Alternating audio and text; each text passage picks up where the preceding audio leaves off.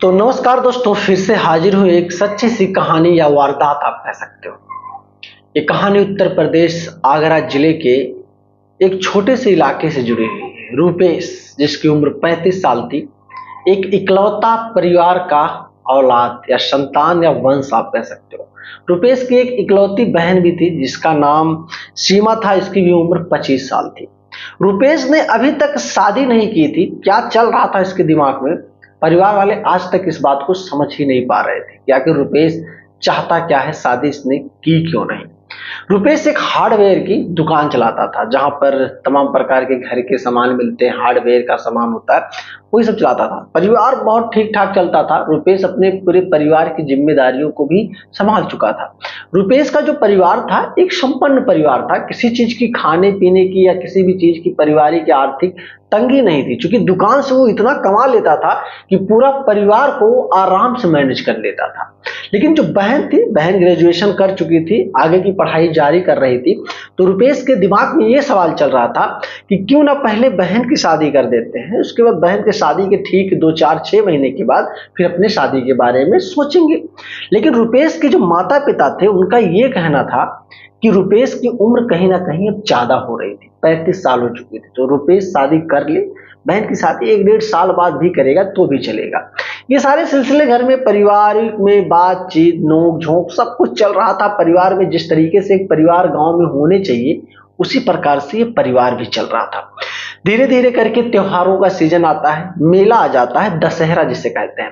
अब दशहरा आ जाता है तो दशहरे में गांव के लोगों में, महिलाओं में, बच्चियों में, लड़कियों में बहुत उत्साह होता है कि मेला देखने चलेंगे, रात में खूब मजा आएगा, सहेलियों के साथ जाएंगे, 2 3 घंटा घूमेंगे, टहलेंगे, काफी ज्यादा एंजॉयमेंट वो फील करना चाहते हैं। तो यही सारी चीजें सोचकर भाई सबके परिवार में चलता है। अब दशहरे का सीजन आता है, तकरीबन 2 दिन बीत चुका था मेला लगे।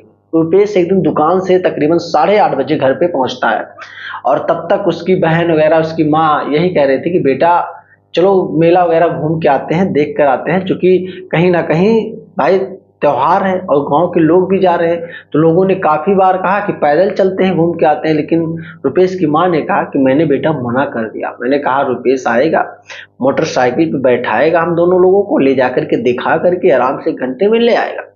रुपेश अपने माँ के जुबान से जब ये बात सुनता है तो रुपेश को बड़ा अच्छा लगता है कि कहीं ना कहीं उसकी माँ भी जागरूक है, अच्छी सोच की है।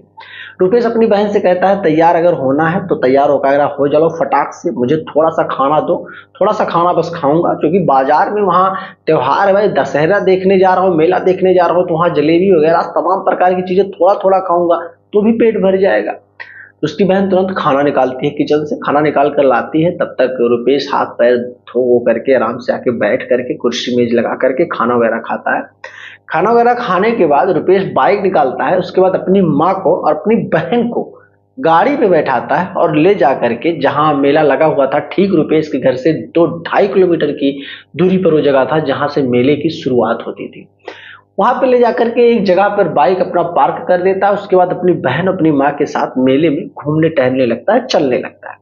सब कुछ ठीक था, तकरीबन आधे 1 घंटे बीत भी चुके थे। अब रुपेश के परिवार, उसकी माँ और बहन के दिमाग में ये भी चलने लगा था कुछ सामान खरीद लेते हैं घर पे ले जाने के लिए, खाने पीने की चीजें, और उसके बाद घर पे निकल चलते हैं। कोई बहुत मजा नहीं है, जो हो गया मजा वो हो गया।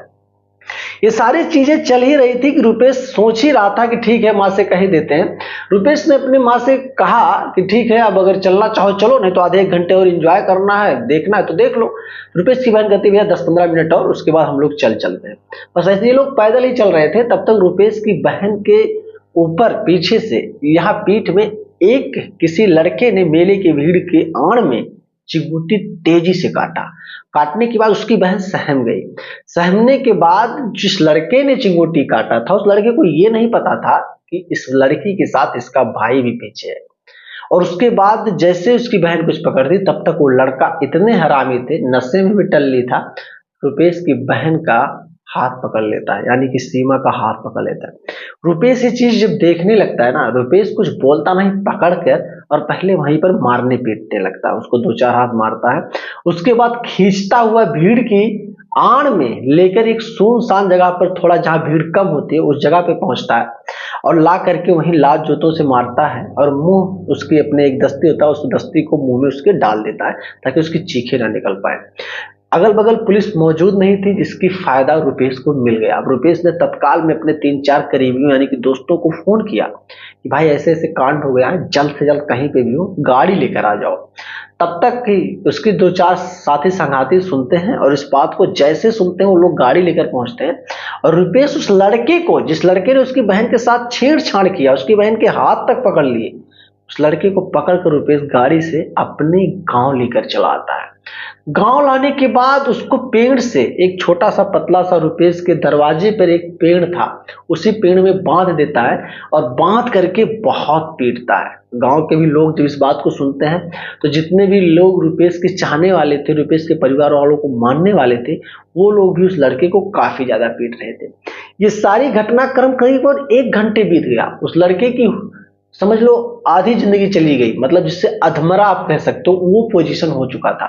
गांव के किसी तीसरे व्यक्ति ने इस बात की सूचना पुलिस को दे दी। पुलिस देखते ही देखते 15 मिनट के अंदर रुपेश के दरवाजे पर पहुंच जाती है। अब रुपेश के जब दरवाजे पर पहुंच जाती है तो पुलिस ने पूरी मामले को जानने की कोशिश की। रुपेश और रुपेश की बहन ने पूरे मामले के बारे में बताया। पुलिस ने कहा तुमने बहुत गलत किया, तुम्हें ये अथॉरिटी नहीं मिल सकती कि तुम किसी भी मुलजिम को अपने ही घर पे लाकर अपने ही तरीके से सजा दो। ये कानूनी प्रक्रिया में अपराध माना जाता है, इसलिए तुम्हें भी अब जाना पड़ेगा इसके साथ थाने, और फिर वहां पे जो होगा हमारे बड़े साहब जो बात करेंगे उसी हिसाब से तुम्हें फिर थाने से आना पड़ेगा। रुपेश ने कहा साहब कुछ भी कर लीजिए, लेकिन एक चीज ये है, जिस तरीके से आप लोगों की कानूनी बर्ताव है, जिस तरीके से आप लोगों की सोच है, क्राइम इसी वजह से बढ़ते जा रहे हैं।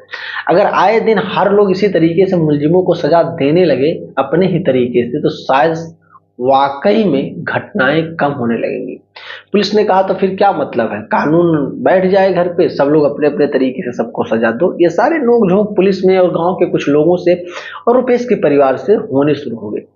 पुलिस थोड़ा नाराज हुआ, अपने बड़े अधिकारी के पास वो फोन भी कर दिया कि साहब एक ऐसे ऐसी घटना हुआ है, मेले से वो लोग खींच कर एक लड़के को लाए हैं, उसको बहुत मारे पीटे हैं, अब थाने पर लेकर आने की बात कर रहा हूं तो ये लोग लाने के लिए तैयार नहीं है। तब तक ये सारी चीजें सुनते ही थाना महोदय जो होते हैं बड़े साहब, वो पहुंच जाते हैं खुद आधे घंटे के अंदर, और आधे घंटे के अंदर जब पहुंच जाते हैं तो मामला वहीं पे बातचीत होता है। थाना जो महोदय होते हैं बड़े अधिकारी, उनको समझ में आ चुका था बात, क्योंकि रुपेश ने ऐसी ऐसी बातें रख दी थी उस महोदय के सामने, बड़े अधिकारी के सामने, कि साहब आप तो यहाँ बड़ी बड़ी बातें और ज्ञान देने आए हो, आप सोच कर देखो कि आप अपनी बहन या बेटी के साथ इसी तरीके से मेले में जाओ और कोई व्यक्ति इसी तरीके से घटना को अंजाम देने की कोशिश करे, तो आप सोच कर बताओ आप क्या करोगे।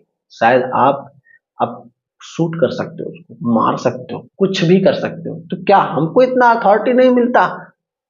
पुलिस से अपने हिसाब से रुपेश ने बात किया, कंसल्ट किया, कंसल्ट करने के बाद बड़े अधिकारी मान गए, चलो रुपेश तुमने जो किया ठीक है, अब इसको हम लोग लेके जाते हैं, इसकी थोड़ी दवा इलाज कराने की जरूरत पड़ेगी, उसके बाद इसको अपने हिसाब से इसके ऊपर सजा होगा या जुर्माना होगा, जो भी कुछ, इसको हम लोग छोड़ देंगे, और आइंदा से अगर कोई घटना ऐसी होती है तो तुम कानून को अपने हाथ में मत लेना।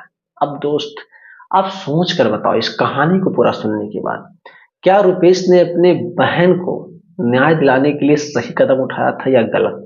अगर मेरा ओपिनियन जानना चाहोगे तो मैं तो यही कहूंगा, रुपेश भी अपनी जगह पर सही था, और कानून के जो बड़े अधिकारी आए और जो पुलिस वाले आए वो भी अपनी जगह पे सही थे। आपका क्या कहना है कमेंट बॉक्स में कमेंट जरूर करना। वीडियो पसंद आई दोस्तों तो लाइक कर लेना, चैनल पे नए होना तो सब्सक्राइब कर लेना। मिलूंगा फिर एक शानदार से कॉन्सेप्ट को लेकर, तब तक के लिए जय हिंद।